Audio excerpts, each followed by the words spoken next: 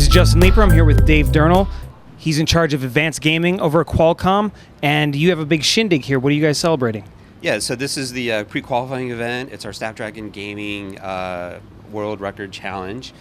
And last year there was a record set for the longest game played on a smartphone, and that was 24 hours.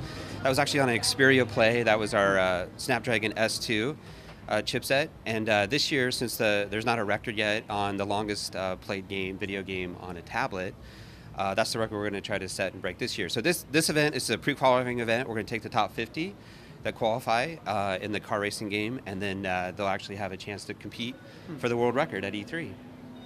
Nice. Well, that's not the only thing that you're here to talk about, though. Tell us a little bit about your job and the kind of things that Qualcomm is really excited about right now. Yeah, so we're really excited about gaming. We're totally into gaming. I head up our advanced gaming group. And we have an in-house studio, and we're also not only developing our games, but we've been doing quite a bit in terms of helping developers bring over a bigger and better gaming experience to our platform. And starting with Android, last year we actually launched the Snapdragon Game Pack. That's over 100 games that have been optimized and tuned for Snapdragon. And those games weren't just exclusive for Snapdragon. The whole idea was to bring over that experience and raise the tides, bring over a bigger and better game experience for Android on Snapdragon. And then that was really for the whole good of the community.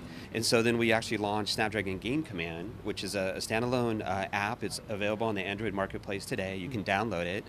And once you download it, what it does is it actually goes out and filters all the games in the Snapdragon Game Pack and shows you which ones are available for your particular device. So it's pretty nice. It actually does that extra level of filtering. It's not an app store or anything. It's just a nice discovery app, a really easy way to show and see all the games that have been optimized for your particular device on Snapdragon. And we launched that earlier this year. It's available in North America, and then we're going to start rolling it out worldwide over time.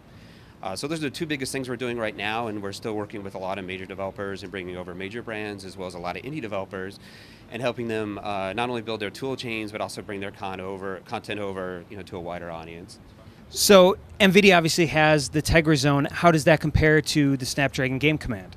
Yeah, so Snapdragon Game Command is actually quite different. It's tied into the Snapdragon Game Pack. It provides that extra level of filtering to find out all the games that have been optimized for Snapdragon for your particular device.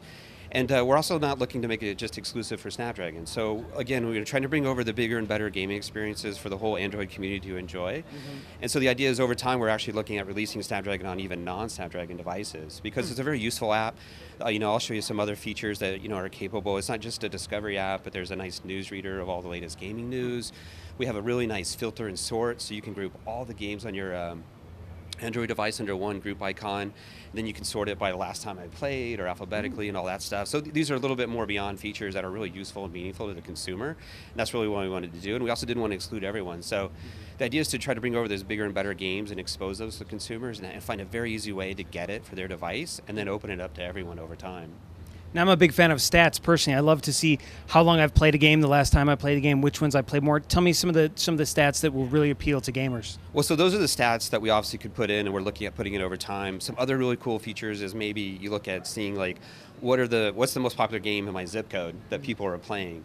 So I think there's like another whole level that we can take, the community playing or just the localization of playing, including all the stats. So I think the longest time you played, or maybe what's the average length of play, and then the time of day. Maybe I play this one particular game at always 2 o'clock in the morning. I never really even realized it.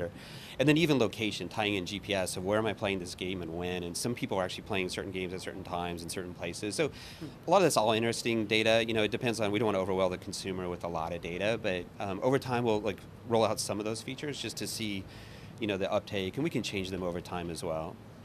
So tell me what the number one reason would be that you would want me to go home and download this app tonight.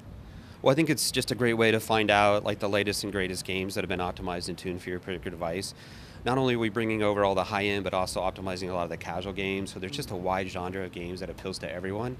And then as these processors are getting so much more sophisticated and advanced, the GPUs are becoming, at the level that are, going beyond 7th generation platforms today.